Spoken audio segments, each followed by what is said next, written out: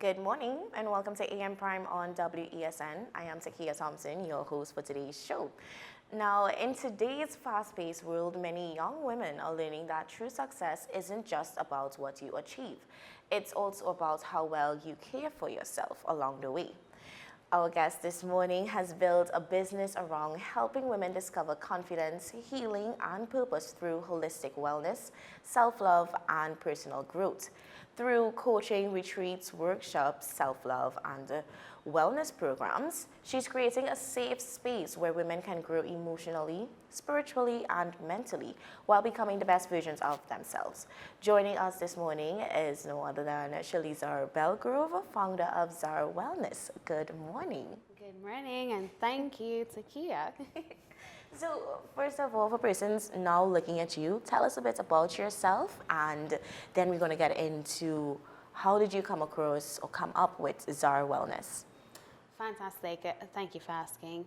A little about myself. My favorite color is purple. And I am someone who enjoys nurturing the culture of our people. Wow. Because I see us as complicated houseplants with emotions. That is a very nice way to put it. Yeah, and we need watering too, and we Yes. often forget. That is so true. Yes, and how did Zahr Wellness come about? Yeah. So, about 15 years ago, I attended the AmJam conference while I was doing my bachelor's in occupational health, safety, and the environment. And my thesis at the time was on work-related stress. Okay. And from doing that particular research, I realized that work-life balance at the time was non-existent. And persons did not know how to differentiate from their home life and their work life, and they overcoupled.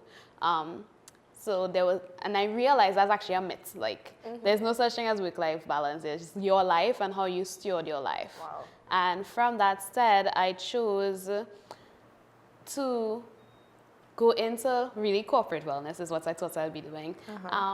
But as the time progressed and I saw the needs, I started to discover myself. I found my lineage. I realized that I was indigenous and I have Warao and Garifuna blood. And I started to follow the healing and traditional pathways as well. Wow. And I realized that there's a lot of westernized or even Eastern traditions, but right here we have a wealth of knowledge in the Caribbean that's not tapped into and refined in a way that we are for us, by us, through our Caribbean lived experience, and thus is what inspired Zahr Wellness to be born.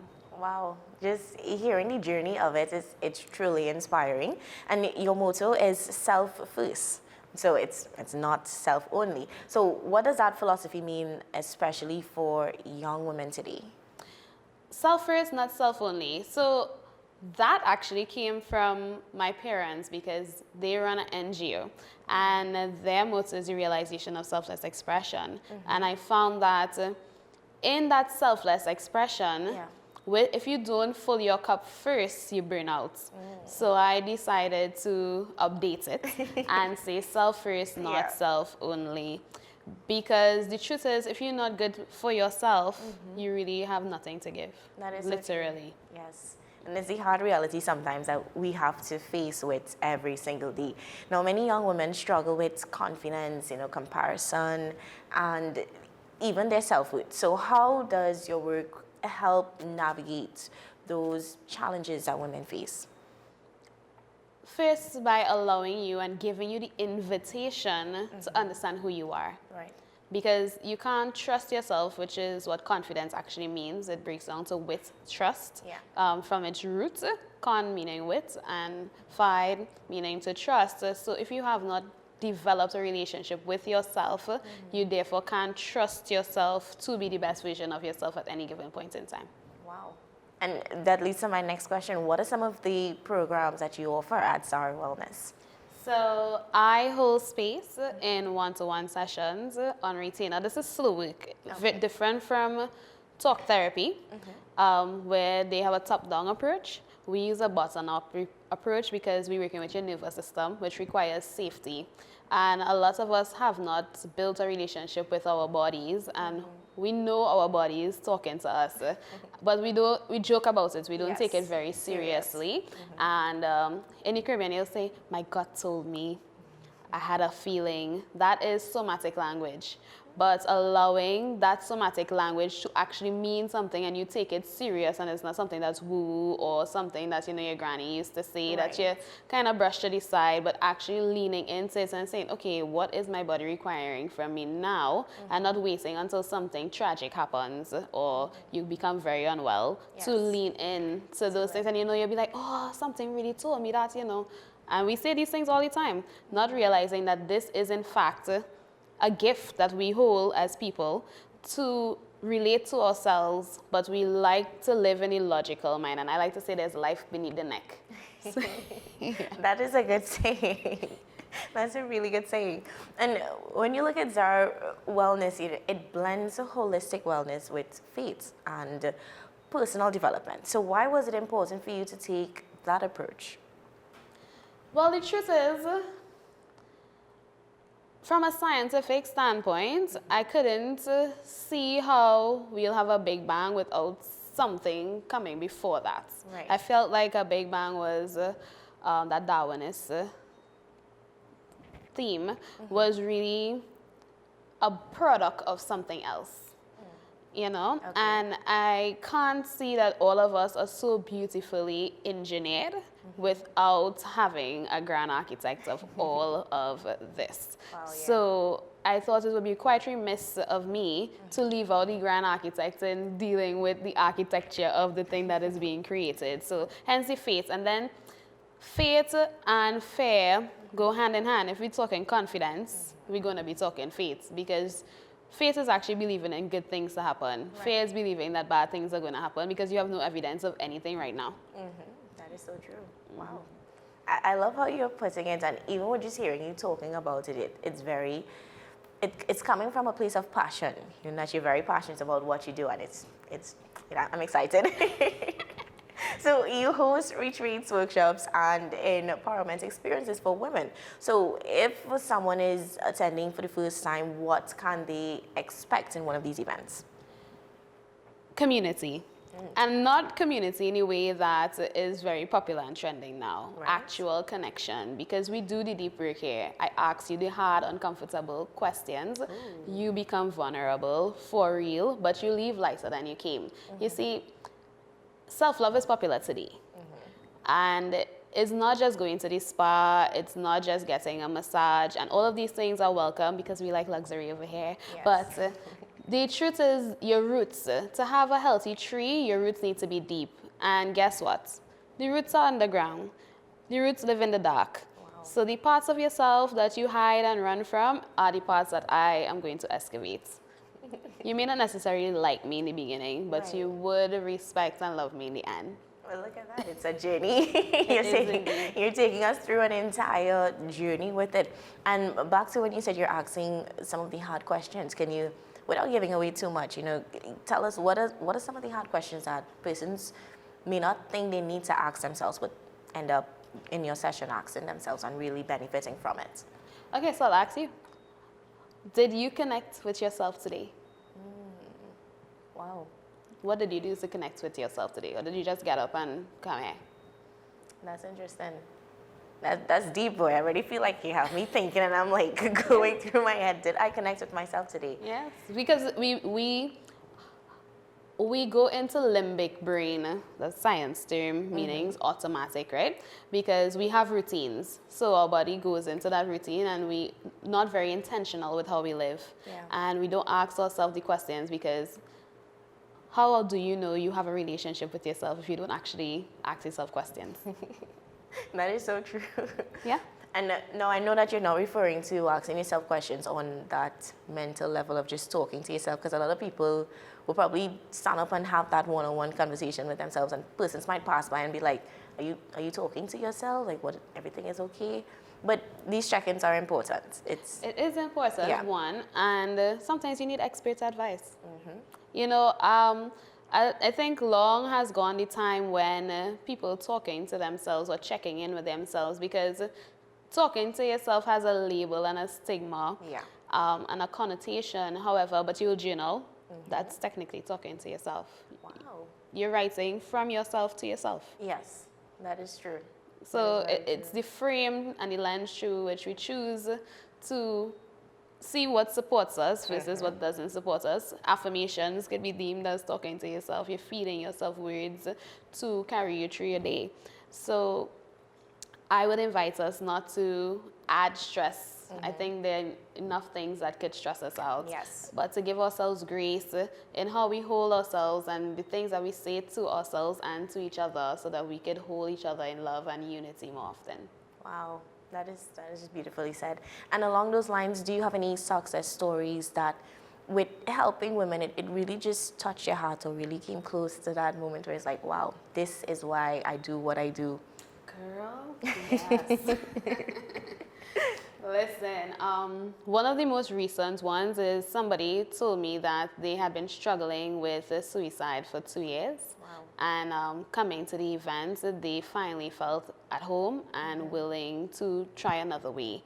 I feel as though that makes the work worthwhile and that money can't buy a life. No, it really So I feel like that's the most recent success story that I'm like, let's go. No, that is definitely one for the books. That is definitely one to encourage persons who maybe just going through something and not knowing that there is a space where you can come and find community and find exactly what you may be looking for.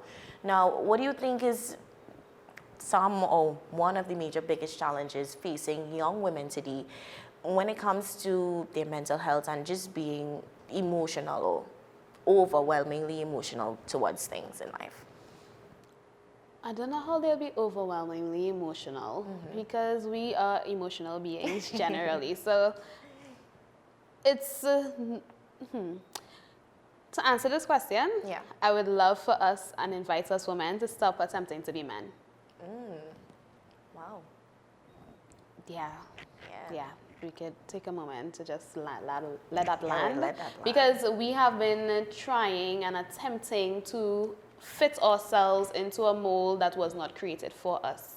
We live by cycles. We have a menstrual cycle, and we attempt to force ourselves to do what we would do outside of the cycle, in the cycle, and you just don't have the resources to do it.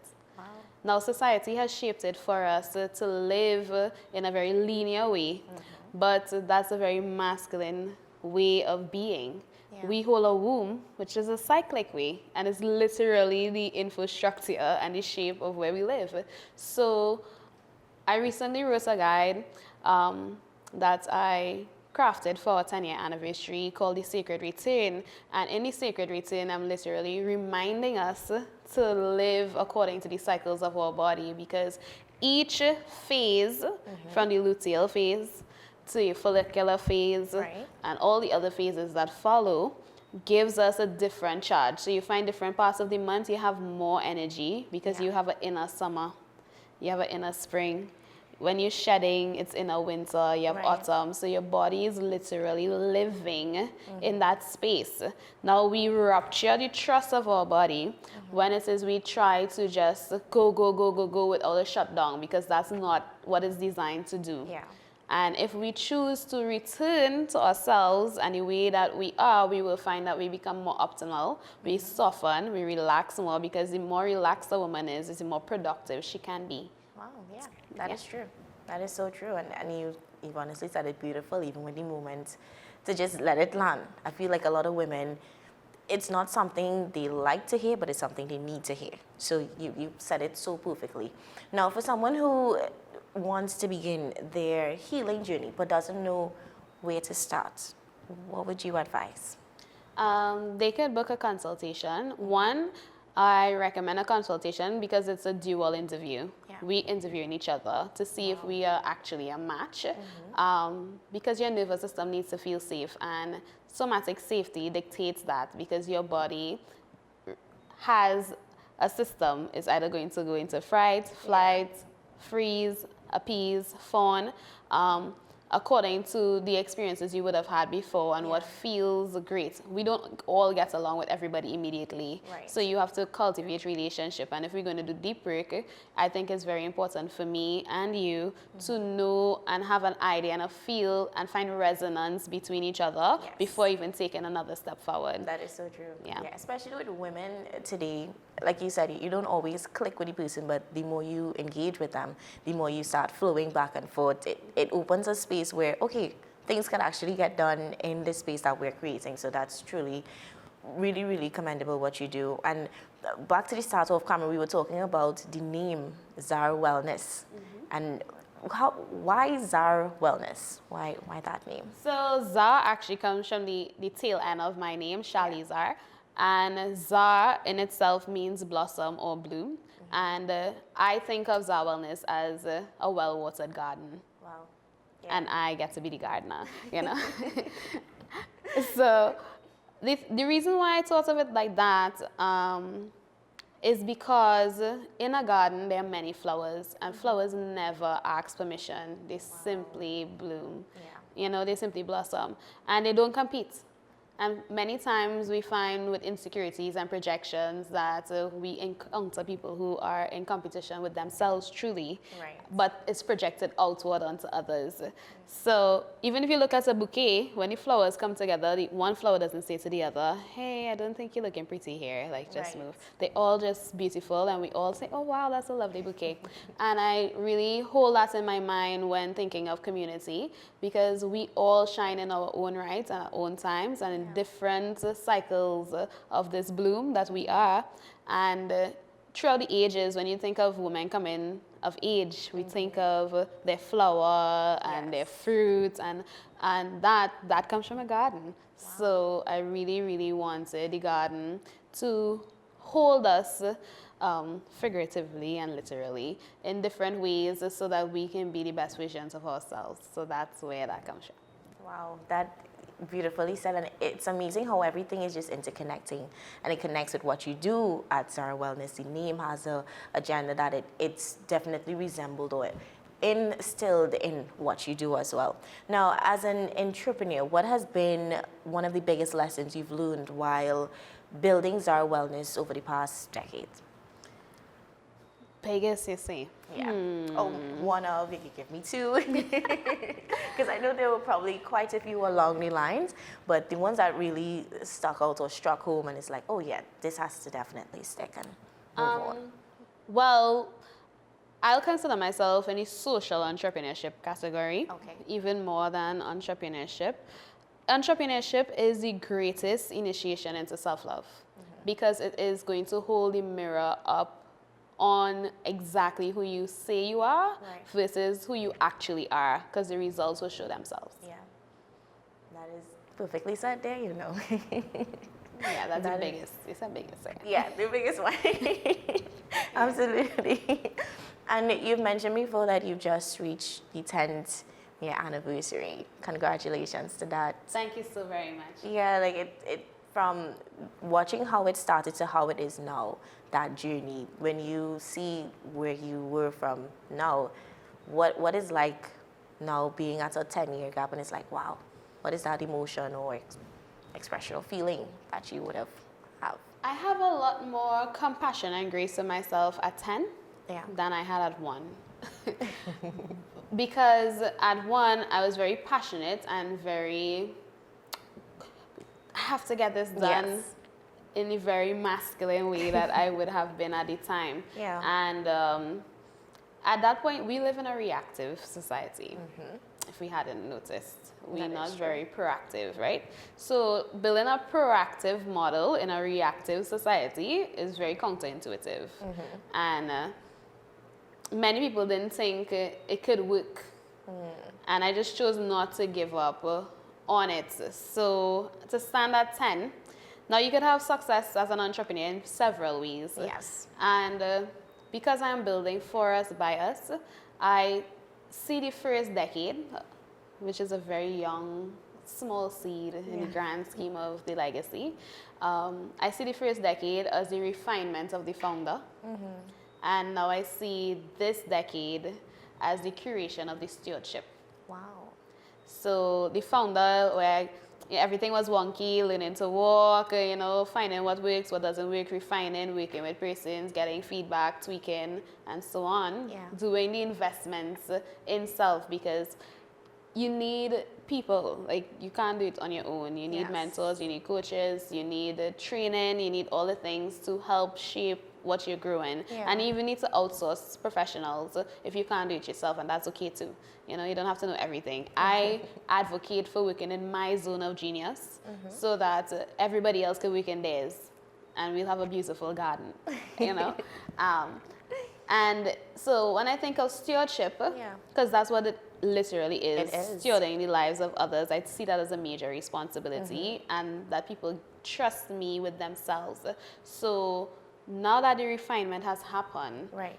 I have shifted the ecosystem to be able to facilitate the growth at this level so that I can hold persons with that care and grace and trust very gently, but very disciplined and very respectfully. Yeah, and beautifully said again. Like, you truly just, you're talking to people right now. You're definitely talking to someone looking on. And you mentioned you wrote a guide for the 10-year anniversary. What inspired you to write this guide? And where can persons find it or get access to it? So actually, one client really inspired me to write the guide, and she's from Jamaica. Wow. And that was back in 2023 when I did the first draft of the guide, and I sent it to her in e-form. And she's like, you should publish this, you know. And I hadn't published it outside of sharing it with her after her session, because she really wanted the tools and a very Caribbean lens on how to go about it, because there are other persons who understand cycle thinking Yes. across the world.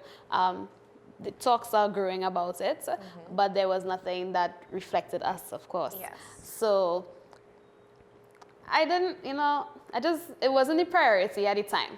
And sometimes things are like that. You need to let things sit, and then when the right time comes, it just flows into being. Yes. So when I thought of hosting my last event, which was on Saturday before, it was called the Sacred Return. And I was like, I'm having the Sacred Return because I feel as though I am returning to the foundation, but as a new version of myself. Yeah. And I'm inviting persons to return home with me Yes. through this particular event. And I was like, you know, the name of the guide is The Sacred Return. So I was like, it's a good time to launch it now. And that's how the guide really came about. And so what I did is I made some tweaks to be in theme and attune to 10, and I made it a Founders Edition. So there are 100 copies of the Founders Edition that will be hand-signed by me and personalized for each reader or whoever is receiving it. And then it will, of course, become a memento for the archive ahead, that they'll have a part of what we've built to pass on through their generations, or at least I hope they pass it on to their generations. Yeah, absolutely. You know, with information like that, it would be selfish to keep it to yourself after you know you've benefited and you know there's someone else out there that can benefit from it. And in all of this talking, has there been any challenges, and how did you overcome the challenges that probably come your way? Challenges. But I am very whimsical, and I find joy in things like last week. My word was supercalifragilisticexpialidocious, thinking of Mary Poppins, and the ways that we need to bring the whimsy back into life. And long ago, when we didn't have social media, we would hop and skip and hum, and these things, and those things are healing modalities when dealing with the soma. So in terms of challenges, I look for the silver lining in every single thing. Now, of course, this is business, right? Yes. When you are healing, persons who come to you don't always have the resources to support the healing. So one of my challenges as somebody who had a bleeding heart, because I'm a recovering bleeding heart person, is understanding that somebody pays. Once you receive something, there's nothing that is actually free. Somebody incurs the cost. And I'm still working through understanding that I am people too, so that I get to hold a space for persons and understand that I also am a person in Within need that of holding space. space, you Yes. know. That's been one of the most challenging dance because people put you on a pedestal and I'm like, I'm a person just like you. So Yeah. we here, it's a pair thing. It's not a us-them thing. Because it's soul consciousness. Yeah. We all are souls who live in bodies, and our bodies are our first home. And I just need you to remember that. And that becomes a challenge in itself to just remember sometimes that you're also a person. Wow. And the motto comes back, self first, not self only. So it's a constant reminder, don't forget, don't forget. Yeah. Wow. And would you say social media has definitely contributes or helps out in a way, because we're living in a time of social media. Everything is you pull up a phone or you pull up an app and you have access to everything online. So how has that benefited you, or the opposite? What's your journey with social media been like? Hate love, hate Oh. love. So you asked me earlier about how I got here, right? Yeah. So I was an IT girl once, back in the time when you write JavaScript and thing, binary, manual things. Okay. And because I was an IT girl, I was very open to technology until I wasn't. Okay. Because there's a difference between intelligence and intellect. We won't go into that today, but that difference is highlighted even more so now with AI. Yeah. I know we say artificial intelligence. I call it alternative or alien intelligence because I don't see it as artificial at all. I think it's quite intentional. However, that being said, my dance with social media is there's a catchment of people who use it, but there's a catchment of people who don't. Yeah. So in business, traditional brick and mortar business, I believe still has a very important space and place. Absolutely. But it will be remiss of me to not also have an online presence because there are people who are receiving it. Now, because I operate in the nervous system space, personally, as a healer, I see it very dangerous because you're only getting 30 seconds of a clip. So I take it very seriously what I choose to put out for persons to consume because plenty of people doing Instagram therapy or TikTok therapy. Yes, and it can be quite damaging because the scope and the context in which this person is sharing is different from your lived experience. And then you're like, hey, this resonates. And yes, it does resonate. I'm not saying it doesn't. But there is so much nuance that is not considered in your own space. And it removes the sacredness of how to hold the container. And I would be like, you should still see your therapist to see how it's applicable to you now and not just find. The internet will give you anything to agree with anything you think about. For or against. So you need to really see if this is going to boost my ego or create a trauma bond, or am I actually doing the work to become the best version of myself? Wow, you said it beautifully there, absolutely.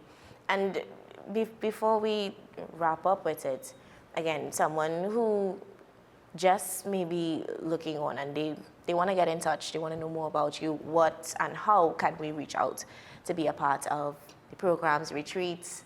Tell us a bit on that. For sure. Of course, you can find me on social media at Zahr Wellness on Instagram as well as Facebook. And you can follow our website, which is www.zahrwellness.com. And you can reach out to me at Shalizahr. I'm also found on all platforms as Shalizahr. Thank you for that. And lastly, what is next for Zahr Wellness? And are there any upcoming events or programs that you'd want to mention to the public? For Zahr Wellness, well, Zahr Wellness is currently in the first Caribbean cohort for somatic experiencing. I go off to St. Lucia to do my advanced training with some beautiful ladies who are also in the cohort from Trinidad.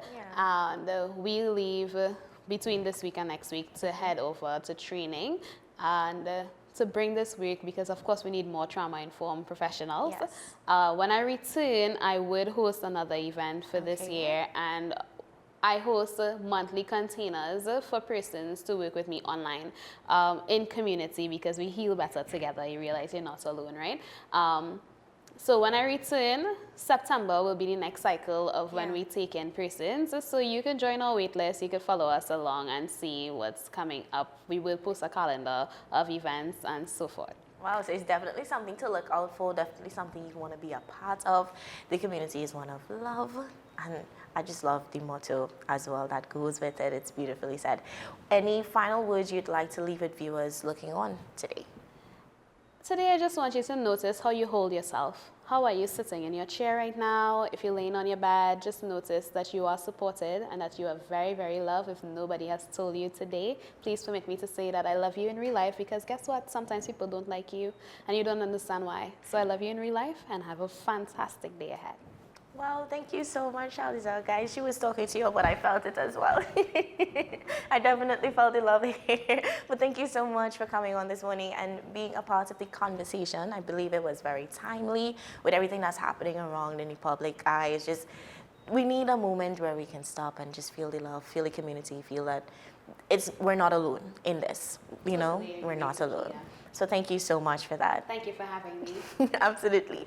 Guys, we are about to take a short break, but when we come back, we have more engaging conversations, so stay with us.